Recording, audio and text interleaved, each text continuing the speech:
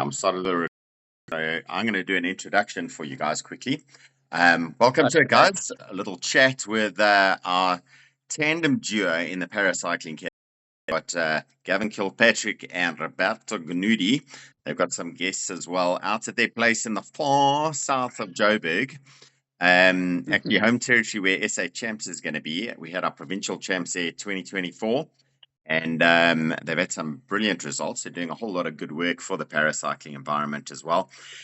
Gav, Roberto, great to have a chat. We struggled a little bit with an Instagram live, but we're going to do the recording via WhatsApp, and then we'll post it up there for the guys to see once we're done. How are you guys doing? Yeah, we're good.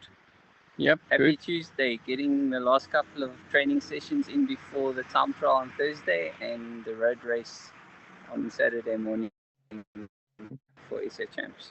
Okay, and you got there's quite a task up for that one. We're going to talk about essays just now. I'm actually going to split this conversation up into three parts for you. The first part is giving us a little rundown on the history, paracycling, where you guys have been, what you guys have been doing, the development of paracycling over time for South Africa in particular. Then we're going to go into SA Champs because it's a topical coming up this weekend.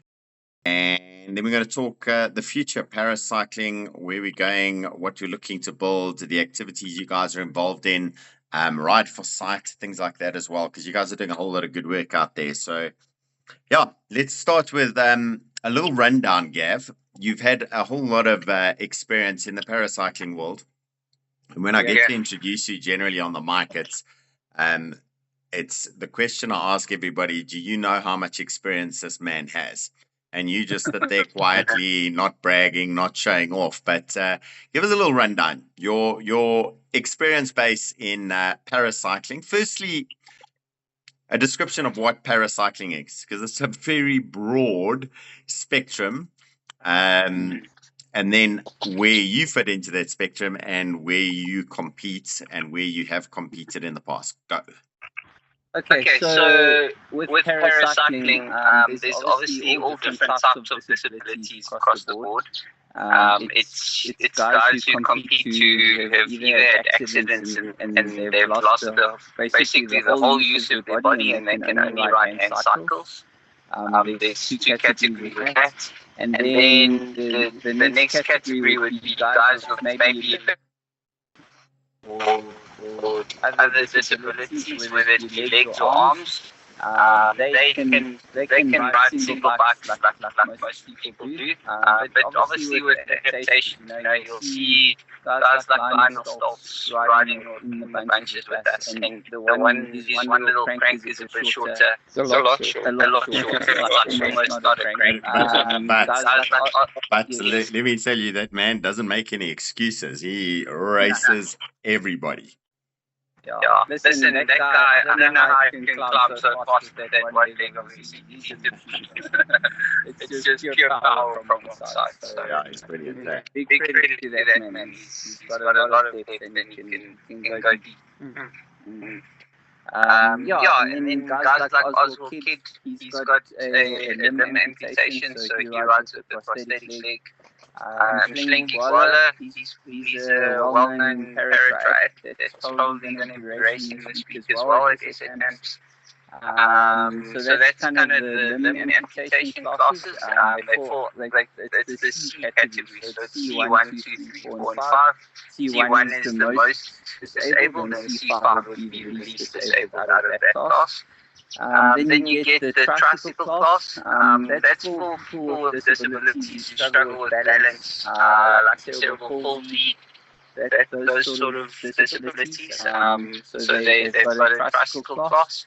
And then the tandems, obviously, which is the visually impaired. So it's totally blind people and people like myself who are partially sighted.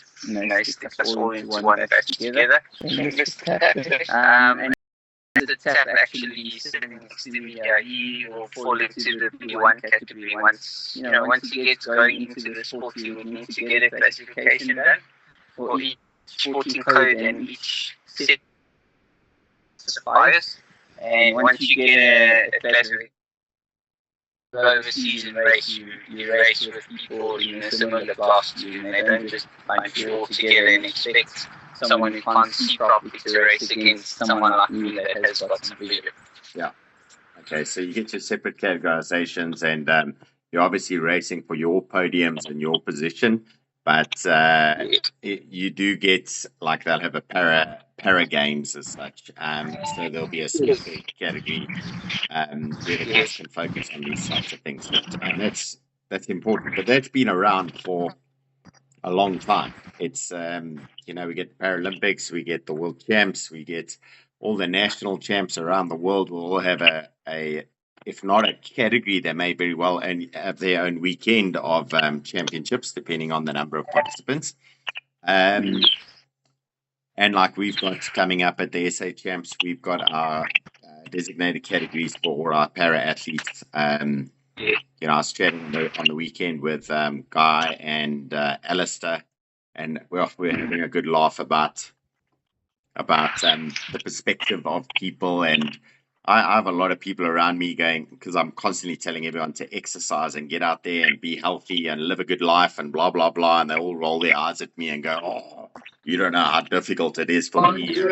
And then I say, you know what, you're just making excuses because that's all you do.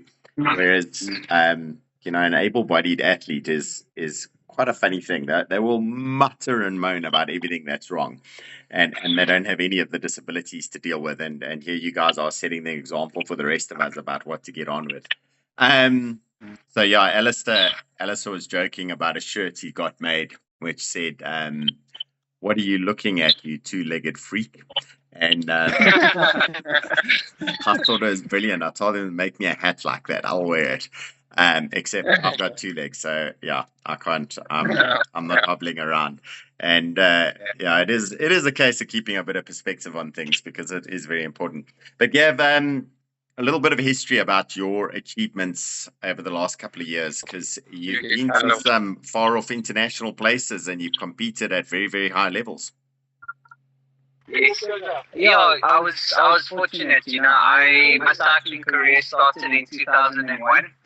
I was actually at varsity, and one of my mates and I were chatting, and I said, "Listen, I want to do the 94.7." He was like, "Oh man, you're never going to finish." And famous last words, 24 years later, I'm sitting. Still riding a bike. Taking a break, done some different sports, but yeah, I was fortunate enough to get into the sport, the bike bit, and a lot of miles and a lot of guidance from some experienced people along the way. And I managed to qualify for the Beijing Paralympic Games in 2008. I raced there with Michael Thompson on the Tandem on the track. Yep. And quite an experience, that one, I'm sure. It was amazing. It was a lot of hard work and a lot of dedication. You're talking like 13 training sessions a week. So you literally live the life of a professional, and you try and do a little bit of a day job in between, just to make some income or something. But it all grew me as a person, and it made you work harder. And when we actually got to the events, we had a crash against Australia in the semi-finals. And I remember lying sprawled across the side of the track, sitting thinking to myself, like, what are you going to do now? And I just thought, you put 7 years of hard work into this. Get up off the floor. You've got another ride, an opportunity to still win a bronze medal against the Japanese. And we did. We scraped ourselves together, had some methylates sprayed all over our war wounds, and there we were back on the start line 20 minutes after the crash. So, it's that depth that you grow over the years, and the challenges of the disability and all the hard work that you put in that keeps you focused and heading towards the goal. Yeah.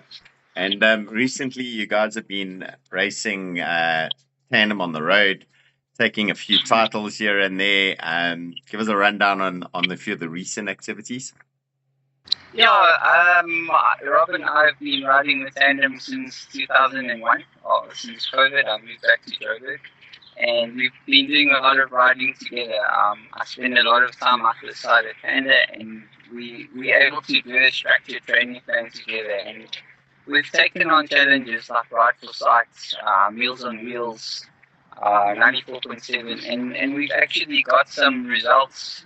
Me as a para, obviously, sometimes I don't think I am one, but we race against the able bodies and we try and give them a go and just make the racing a little bit exciting, work on some tactics, and I think the guys enjoy having us around. The only difference is we're not doing 13 training sessions a week. Yeah. We're lucky if we do 3 now. It's not that high level. But it's just to create an awareness, I think, of what can be done and trying to probably get some younger blood and more people involved. And, encourage people to be on their bikes and racing, have disabilities. Possibilities are there, and like you say, Steve, excuses, get on the bike. Right. Get out there, have some fun. Go ride, go run, do whatever, and have some fun, and meet some new people. Yeah. So let's do a quick introduction, Roberto. We've had you off to the side holding the phone there, but Rob, quick introduction. You've been around in this sport for about 104 years now, is it? No, maybe not that long, but probably since I was at varsity, and I started riding to varsity and back, made up with the Bienikers, and straight away got into cycle racing. And it's my life basically. I mean, I started the business, followed my passion. I mean, I got a degree, but I wasn't interested in doing anything like. What degree have you got? Yeah, I didn't know you could read. Yeah, I know. A lot of people don't know that. What degree have you got? Oh boy.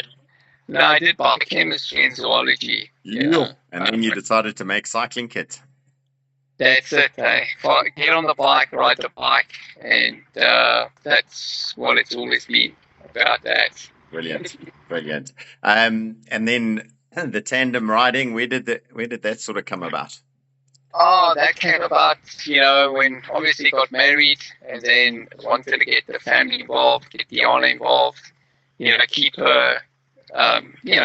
Keep her involved. Otherwise, you know the story. You leave the house, and then 5 hours later you come back. And so she thought about it. You told her it was a 2-hour ride. You'd rather get on the bike. And then, basically rode a lot with her and all my kids. Probably did August and 94 with each and every one of my kids. So. They all had the opportunity of riding bike tandem with me. And then when I met Gavin, I think what was the first ride? I don't know. We just decided to do a couple of rides on the track. On the track, I think on the track, and we had fun on the track as well. So, nice. I want to be fairly competitive and. Keep going until there's some other youngsters. We're putting the challenge out there. Get some youngsters and some other people to come in and give Gavin a go at. Well, we're going to use the SA Champs as that showcase, and we're going to be talking lots and lots, activating that paracycling, Cycling SA paracycling channel as well. So we're going to put this video up on Instagram. The guys are ready to share it out onto all the different WhatsApp groups. And we're going to push it out to all the clubs as well. Let them know, because I bet you there's a couple of athletes who would qualify in the paracycling, wouldn't know how to get into it or what to do. And through the clubs, we can start putting out some education and some support for the guys. But before we get on to that conversation, SA Champs coming up this weekend. You guys are looking to take on the challenge. One of the few tandems who have got not only the ability, but the speed, the tactical experience to be able to absolutely smash it out there. What's your plans? What's your expectations for the day? Okay. So we're going to start off with the town prowl, and we're a bit uncertain about the distance, but we're actually going to be doing the full distance of the town prowl, the same as the elites and the juniors. So we'll be riding a 33-kilometer town prowl on Thursday morning. I think we're first off, so it's quite exciting. We can go out there sets a good pace and sets a good standard, and we hope that people can use it as a benchmark for their own events and things like that. The course going out it's quite a drag sort of to the turnaround point, so we may struggle a bit there with the speed on the tandem. They don't like to climb hills as quick as single bikes, but then when we turn around, it's the tables turn and momentum drags us down the hills again. So what we lose on the ups, we're hopefully going to be able to pull back on the down. And I don't know if it's possible, but we kind of got a number of 42, 43 k's an hour average that we're hoping to set for 33 k's, and hopefully it's a nice competitive time against our able-bodied peers. Yes. I think you are going to do well. You've done a few of these before in the past, so you know how to handle it.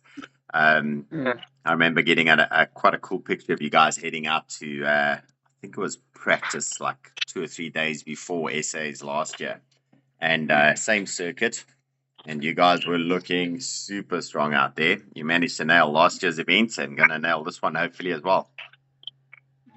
Yeah, I'm sure we will. Yeah. We want to go out there and just show people that we can compete as well, and we can enjoy it and set our own standards and our own goals for ourselves and achieve it. Listen, going out and averaging 42, 43 k's an hour, I don't know, the average person out there riding a bike, I know not many of them have ever gone at a 43 k an hour average. So, I think you guys need to keep some perspective on just how fast you actually go out there. It's absolutely insane. And then the road race, that's been reduced a little bit because the field is quite small. But it's still 3 challenging laps, eh? That's on Saturday morning. Saturday morning, you're going to be heading off like 6 a.m. or one of the earlier batches. 6:10, I think, is the Paris start for us. Okay. That's it. I think Saturday I might be out at the feed zone area, so I'll be screaming and shouting for you guys out that side. Jeremy Martin's probably going to be out at the start-finish area. We'll have to see how it goes, and maybe both of us at the start, and then I'll move across later on.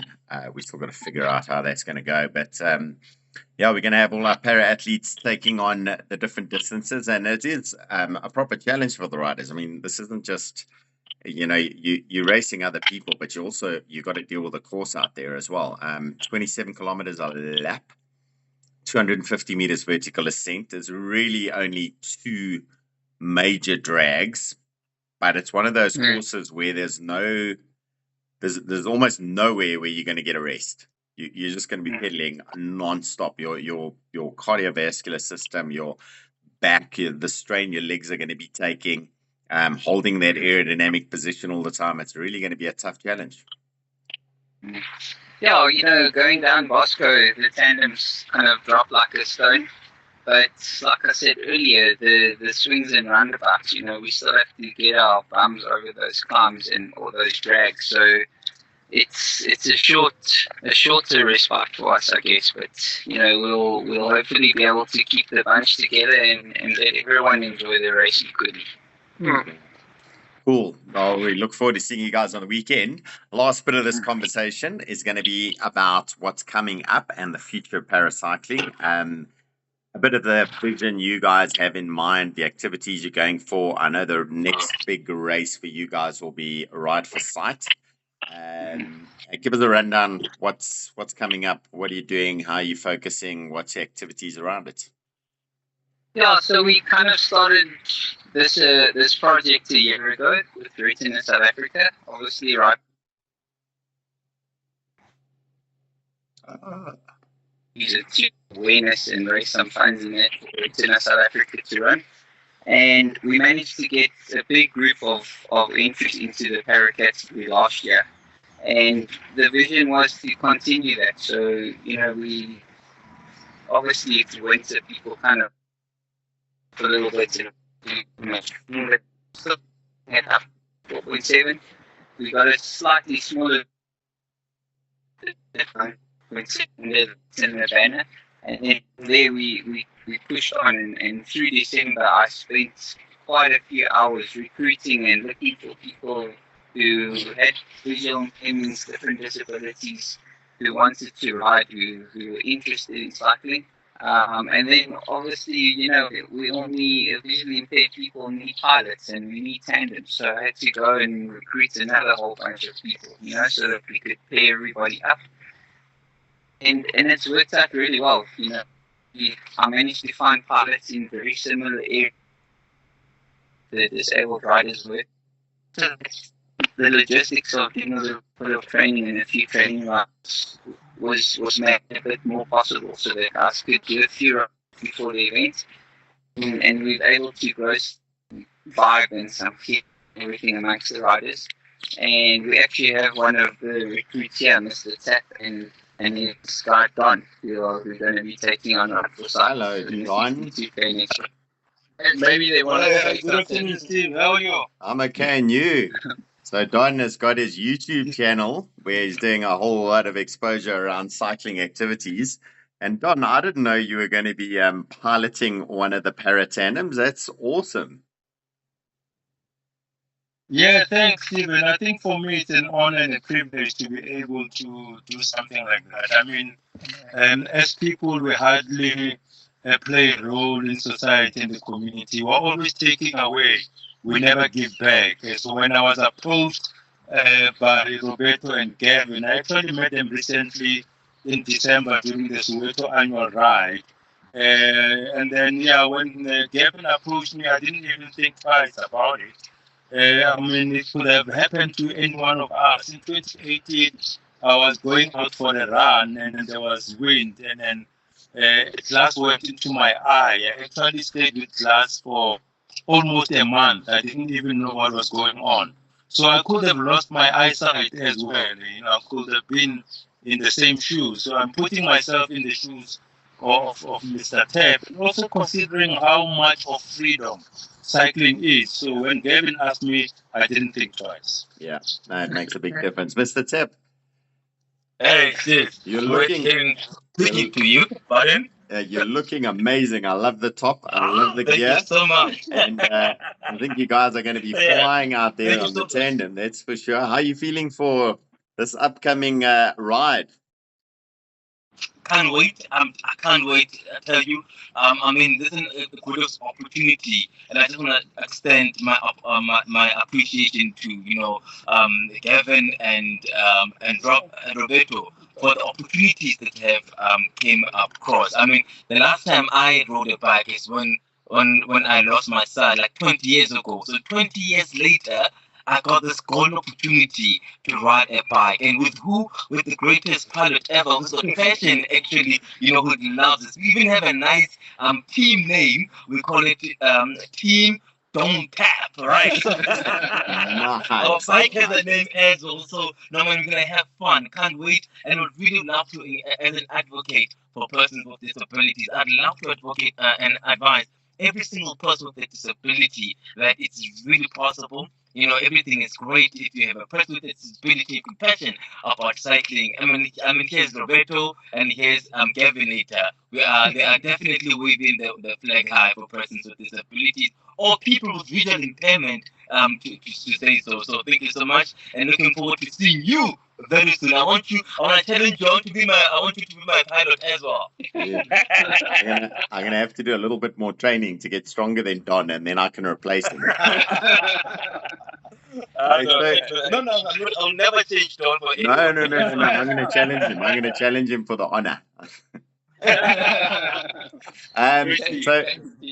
So a quick message from you guys out to those anyone out there who's keen on taking it up as a challenge. Like you said, it could be visual impairment, it could be a hearing impairment, or whatever it is. The opportunities exist, and Gavin, you've been doing a lot of work around building this up around this Discam Ride for Sight. I believe you've got a pre-race lunch planned to talk about all the activities. I mean, Ride for Sight is one of the classics on the South African calendar across all racing categories. It's the one race a year that I actually go and ride. I pay my entry fee and I go and ride it. Last year I got I got the proverbial head kicked in by how fast the veteran men go in the normal category. But the purpose of the race is fundraising and support for the visually impaired. And Discem does an incredible job with it. Retina SA does an incredible job, and you do an incredible job. So the message out there to the guys who want to get involved, what's the message? You know, you just have to get off the couch. You know, it's difficult to read your phone, for example. But if you really want to do something, you can ask someone to look up on Facebook or on Instagram or look up Retina South Africa. There's contact details all over the place where you can get hold of us. You just need to send one message and say, listen, I'm really keen. I want to try the cycling thing. And we take the process from there. We try and find where you live, find out where you stay, try and find you a pilot to live nearby to you. And we try and grow the sport and facilitate that relationship between people. You never know. I've ridden with 20 different pilots over the years, but each one of them has taught me something different, given me different opportunities, and that's how I've grown as a cyclist over the 24 years that I've been riding, and that's what I want to share with people. It's if you have the right amount of passion, the right people come into your life, and that's how I got to go and represent my country. And it's such an honor, actually. Do you divorce each of the pilots you don't like, or do you like fire them, or what do you do? No, that's an offline discussion. I just want to know what that Dear John letter is going to look like to Roberto if he doesn't perform well enough for you. Yeah. Hey, Steve, next year we're recruiting you. We'll find someone there in Midrand for you to ride with. No problem. We'll so my son is riding the under 15 boys category, the 60K. Standard category. But if you do need someone, give me a shout. Happy to go and ride a tandem. I've raced enough tandems in the past to ride a tandem. Right. If anything goes wrong and you need a replacement quickly, I don't mind. We can go and ride it. I'll just have to stop at every single water point for about 400 calories input every time. It's going to be a big day of calories in 116. Thank you, Steve. Yeah. But last little bit from you, Gav, the future, where are you going? What are your plans for paracycling over the next year or two? Well, we actually have quite an exciting project that I want to roll out from Ride for Sight. We're going to encourage the guys to keep training and contact with their partners. And we want to set a few races aside like that are coming in later on in the year. You know, cycle tours may be a bit close, but towards the end of the year there's a few races that are coming up like 94.7 and a few other ones. But we're actually looking to put a team of 6 tandems together for double century that are all visually impaired. So obviously the stoker at the back of the bike needs to have a sight impairment. And we want to create a little squad around it and a little bit of competition amongst the guys. And then we choose the 6 fastest riders and we get them all down to Swellendam and take a little tour around there. So I think that's the goal for this year. And then with that momentum, I'm hoping that all of them that are, or most of them that ride for Sight this year kick on, and we can see a lot more entries at provincial champs and SA champs for next year. Cool. And then lastly, message for any of the cycling clubs out there, if they've got anybody within the reach of any of the members in their clubs, how do they reach out to you guys to start to build some sort of a support structure for any of their potential para athletes that could be participating for their clubs?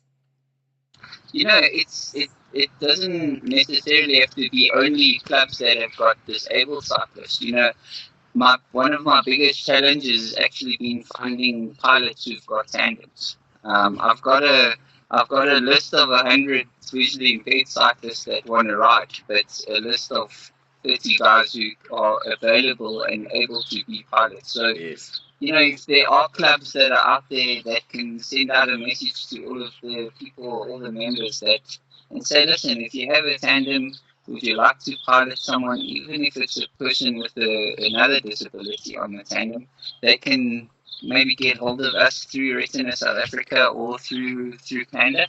Yeah. And we can, we need to grow the database from both sides, from the able bodies with the bikes and with the paras. And then the more people we have, the easier it's going to be to match the people up within the areas, like I was saying earlier.